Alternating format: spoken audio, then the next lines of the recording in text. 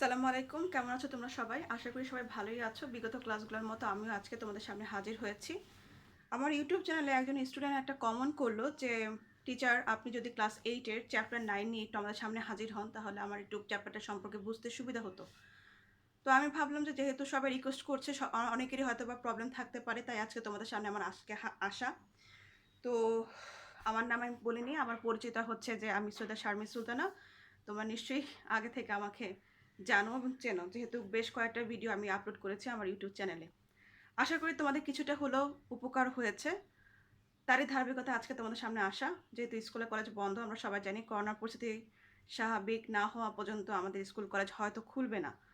সবাই প্রে করবো যাতে সব কিছু নর্মাল অবস্থানে চলে আসে আগের মতো, যাতে আমরা আগের মতো সবাই যার যার কর্মস্থানে এবং স্কুল কলেজে যেতে পারি।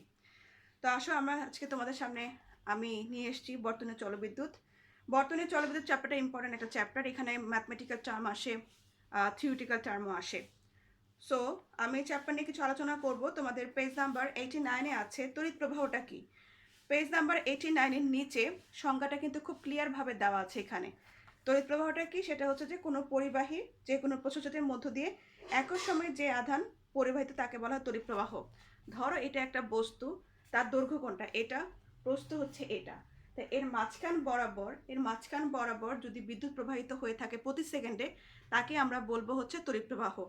এটা হচ্ছে তার প্রস্থচ্ছেদের মধ্য দিয়ে, প্রস্থচ্ছেদ বলেছে কিন্তু খেয়াল করবে, মধ্য দিয়ে একক সময় যে পরিমাণ আদান প্রবাহিত হবে তাকে আমরা বলবো হচ্ছে তড়িৎ প্রবাহ।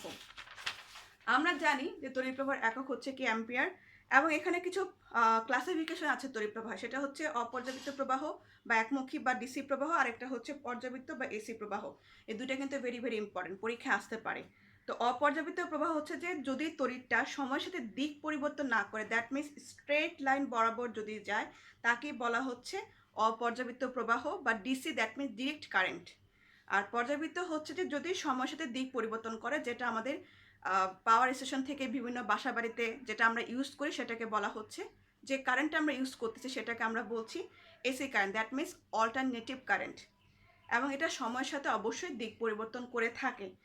আর বাংলাদেশে এই যে এসি কারেন্টটা ইউজ করা হয়, সেটা কি হয়, প্রতি সেকেন্ডে দিক পরিবর্তন মানে কি, যেটা হচ্ছে ডিরেক্ট প্রবাহ স্ট্রেট লাইন বরাবর যাবে, আর যেটা হচ্ছে এসি প্রবাহ সেটা দিক পরিবর্তন করবে, সার্কেল করে কিন্তু এরা দিক পরিবর্তন করবে। তোমাদের বইয়ে কিন্তু খুব সুন্দর করে ছবিটা দেওয়া আছে, দেখো। এইটা সময় সাপেক্ষে স্ট্রেট লাইন বরাবর গিয়েছে, আর এটা সময় সাপেক্ষে কিন্তু সে দিক পরিবর্তন করে গিয়েছে। তো বাংলাদেশের ক্ষেত্রে তার দিক পরিবর্তন হচ্ছে 50 বার, আর যুক্তরাষ্ট্রের ক্ষেত্রে সে দিক পরিবর্তন করে 60 বার। আশা করি বুঝতে পেরেছ। রোধটা কি, রোধ হচ্ছে যে এই যে কারেন্টটা ফ্লো হচ্ছে পরিবাহীর মধ্য দিয়ে, সে যদি কারেন্টটাকে বাধাপ্রাপ্ত করে থাকে পরিবহনের সময়, এই ধর্মকেই বলা হচ্ছে রোধ। দ্যাট মিনস হচ্ছে যে তড়িৎ প্রবাহ যখন প্রবাহিত হয় কোনো পরিবাহীর মধ্য দিয়ে, ইলেকট্রনও কিন্তু ফ্লো হয়ে থাকে। ইলেকট্রনের ফ্লোতে যদি বাধাপ্রাপ্ত হয়ে থাকে, পরিবাহীর মধ্যে অনুপরমাণু থাকে, বিভিন্ন কারণে কিন্তু তড়িৎটা বাধাপ্রাপ্ত হয়ে থাকে। এই তড়িৎটা বাধাপ্রাপ্ত হওয়ার এই যে ধর্মটা, সেটাই হচ্ছে তোমার পরিবাহীর রোধ। পরিবাহী যে ধর্মের কারণে তড়িৎ প্রবাহ বাধাগ্রস্ত হয় তাকে বলা হচ্ছে আমরা রোধ বলে থাকি। ওহমের সূত্র ভেরি ভেরি ইম্পর্টেন্ট। আমি তাও সূত্রটা একটু বলি। সেটা আমরা জানি ভি ইকুয়াল আইআর, এবং ভি ইকুয়াল আইআর ইউজ করে কিন্তু আমরা অনেক ম্যাথমেটিক্যাল টার্ম করবো এবং করেছি অলরেডি। তো ওহমের সূত্রটা হচ্ছে যে তাপমাত্রা স্থির থাকলে কোনো নির্দিষ্ট পরিবাহীর মধ্য দিয়ে প্রবাহিত তড়িৎ প্রবাহের মান পরিবাহীর দু প্রান্তে বিভব পার্থক্যের সমানুপাতিক, দ্যাট মিনস ভি সমানুপাতিক আর। তাপমাত্রা স্থির থাকবে কোনো পরিবাহীর মধ্য দিয়ে, ফর এক্সাম্পল এই পরিবাহীর মধ্য দিয়ে কারেন্টটা ফ্লো হবে। ফ্লো হলে কি হবে, এই যে কারেন্টটা ফ্লো হওয়ার কারণে কি হবে, এই পরিবাহীর দুই মাথা থেকে বিভব পার্থক্যের সৃষ্টি হবে না? তাহলে কি এই যে দুই প্রান্তে বিভব পার্থক্য সৃষ্টি হলো, সেই বিভব পার্থক্যটা কি হচ্ছে, রোধের সমানুপাতিক হয়ে থাকে। ভি সমানুপাতিক হচ্ছে আই। প্রবাহিত তড়িৎ প্রবাহের বিভব পার্থক্য যে উৎপন্ন হচ্ছে পরিবাহীর দু প্রান্তে, সেটা কি তড়িৎ প্রবাহের সমানুপাতিক। দ্যাট মিনস কি, আমি আবার বলি, এটা একটা পরিবাহীর মধ্য দিয়ে কারেন্টটা ফ্লো হচ্ছে, তখন দু প্রান্তে কিন্তু বিভব পার্থক্যের সৃষ্টি হচ্ছে। এই দু প্রান্তের বিভব পার্থক্য ভি, বিভব পার্থক্যকে আমরা ভি দ্বারা প্রকাশ করি। সেটা কি হয়, পরিবাহের মধ্য দিয়ে যে কারেন্টটা ফ্লো হচ্ছে সেটা হচ্ছে আই, দ্যাট মিনস ভি সমানুপাতিক আই, এবং সেক্ষেত্রে তাপমাত্রা কিন্তু স্থির থাকবে। আর যখন আমরা সমানুপাতিক থেকে ইকুয়েশনে নিয়ে আসি তখন একটা ধ্রুবক ইউজ করে থাকি, সেখানে ধ্রুবকটা হচ্ছে আর, এখানে আমরা ইউজ করতেছি, that means V equal I R. আর সূত্র হচ্ছে ভি সমানুপাতিক আই। ভেরি ভেরি ইম্পর্টেন্ট, এটাও ভালো মতো পড়তে হবে। আর এখানে তড়িৎ প্রবাহ, তড়িৎ বর্তনীর মধ্যে শ্রেণী সংযোগ বর্তনী আছে, সমান্তরাল সংযোগ বর্তনী আছে।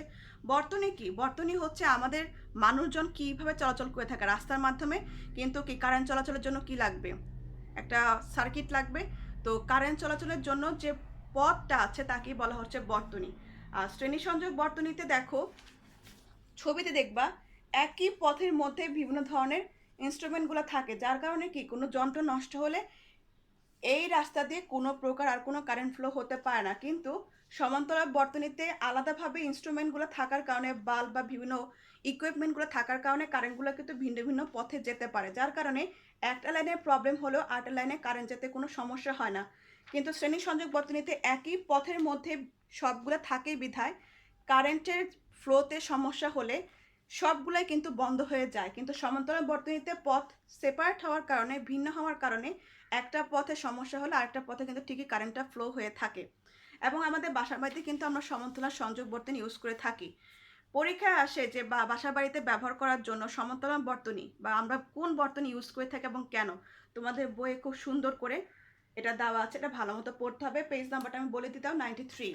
এখানে আছে অ্যামিটার ও ভোল্ট মিটার। অ্যামিটার আমরা জানি তড়িৎ প্রবাহ পরিমাপের জন্য ব্যবহার করা হয়, আর ভোল্ট মিটার হচ্ছে পরিবাহের দু প্রান্তে যে বিভব পার্থক্য সৃষ্টি সেটা পরিমাপ করার জন্য আমরা কি ইউজ করে থাকি, ভোল্ট মিটার।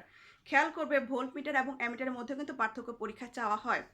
ফিউজটা কি, ফিউজ কি দ্বারা তৈরি, কেন আমরা ফিউজ ব্যবহার করে থাকি, ভেরি ভেরি ইম্পর্টেন্ট। আমরা পড়েছি বা আমরা পড়বো সামনে, বা এখন আজকে ক্লাসটা ফলো করার পরে অনেকেই বুঝতে পারবা যে আসলে ফিউজটা কি। আমাদের বাসার বাড়িতে আমরা ফিউজ ইউজ করি কারণ হচ্ছে বৈদ্যুতিক দুর্ঘটনা এড়ানোর জন্য। অনেক সময় কি হয়, কারেন্টের ফ্লোটা অতিরিক্ত পরিমাণে হয়ে থাকে, তখন কি হয়, বৈদ্যুতিক সার্কিটে প্রবলেম হয়। তারপর কারেন্টের কারণে দেখা যায় পুরো বাড়ি বিদ্যুৎ আকৃষ্ট হয়ে যায়, বিদ্যুৎ স্পৃষ্ট হয়ে যাওয়ার কারণে মানুষজন কিন্তু মারাও যায়। এবং আমরা কিন্তু বিভিন্ন নিউজে এই ধরনের নিউজ কিন্তু শুনতে পাই যে বিদ্যুৎ স্পৃষ্টের কারণে মানুষ মারা গিয়েছে। এই ধরনের মানে ঝুঁকি এড়ানোর জন্য আমরা ফিউজটা ইউজ করে থাকি। যদি অতিরিক্ত পরিমাণে লোড ফ্লো হয়ে থাকে তাহলে ফিউজের তারটা পড়ে যায় বা সংযোগ বিচ্ছিন্ন হয়ে যায়, যার কারণে বাসার বাড়িতে ফিউজ থাকার কারণে অতিরিক্ত পরিমাণে যদি সেটা ফ্লো হয়ে থাকে ফিউজের তারটা সংযোগ বিচ্ছিন্ন করে দেয়, ফলে বাসার বাড়িতে এই ঝুঁকিগুলা এড়ানো সম্ভব হয়। ফিউজ না দিলে কিন্তু বাসার বাড়িতে কিন্তু রিস্ক থেকে যায় কারেন্টের ক্ষেত্রে। এজন্য সবাই বাসার বাড়ি যখন করে তখন ফিউজের তারগুলো ভালো মতোই কেনার চেষ্টা করে, কিন্তু যেটার ক্ষেত্রে যেটা দরকার সেটাই করতে হবে। এখানে দেখবা তোমাদের টিভির জন্য এক ধরনের দরকার, ইলেকট্রিক কেটলির জন্য এক ধরনের দরকার। যেটার জন্য যেই পরিমাণে ফিউজ দরকার সেই পরিমাণে ফিউজ ইউজ করতে হবে। অতিরিক্ত পরিমাণে ফিউজ ইউজ করলে কিন্তু সেটার কোনো কার্যকারিতা থাকবে না, বেশি হলেও না কম হলেও না। যার যতটুকু দরকার ততটুকুই ফিউজ আমার ইউজ করতে হবে, একের অধিক তার ইউজ করা যাবে না। বাজারে কিন্তু যতটুকু অ্যাম্পেরে তোমার ফিউজ দরকার অতটুকু অ্যাম্পেরে তারই কিন্তু পাওয়া যায়, কিন্তু অনেকে কি করে 10 অ্যাম্পেরের ক্ষেত্রে 5 যোগ করে 2টা তার অ্যাড করে দেয়, কিন্তু এটা ঠিক না। বাড়িতে ইউজ করার জন্য সিঙ্গেল একটা তার ইউজ করা উচিত, এবং যেই পরিমাণে ফিউজের তার প্রয়োজন অতটুকু পরিমাণে ফিউজ তার কিন্তু আমরা বাজারে পেতে পারি। তো এতটুকুই তোমাদের এই চ্যাপ্টারের মধ্যে আছে। আর এটা দেখবা যে বিদ্যুতের কার্যকর ব্যবহার ও অপচয় সচেতনতা, এটা দেখে নিবা। এবং এই চ্যাপ্টার থেকে পরীক্ষায় তোমাদের আসবে, এবং এই চ্যাপ্টারটা খুবই ইম্পর্টেন্ট। যারা ভবিষ্যতে সায়েন্স নিয়ে পড়বা, এটা ফিজিক্সের একটা পার্ট। আশা করি তোমাদের এই চ্যাপ্টারটা বুঝতে সমস্যা হয়নি এবং মোটামুটি তোমাদের সামনে আমি বুঝতে সক্ষম হয়েছি, তোমাদের জন্য হেল্পফুল হবে বাসায় পড়ার ক্ষেত্রে। তো সবাই ভালো থাকবে, অযথা বাসার বের হবে না, পড়াশোনা করবে, প্রে করবে যেন সকল পরিস্থিতি আল্লাহর রহমতে, আল্লাহর দয়া যেন সব নর্মাল হয়ে ওঠে। এই বলে বিদায় নিচ্ছি। আল্লাহ হাফিজ।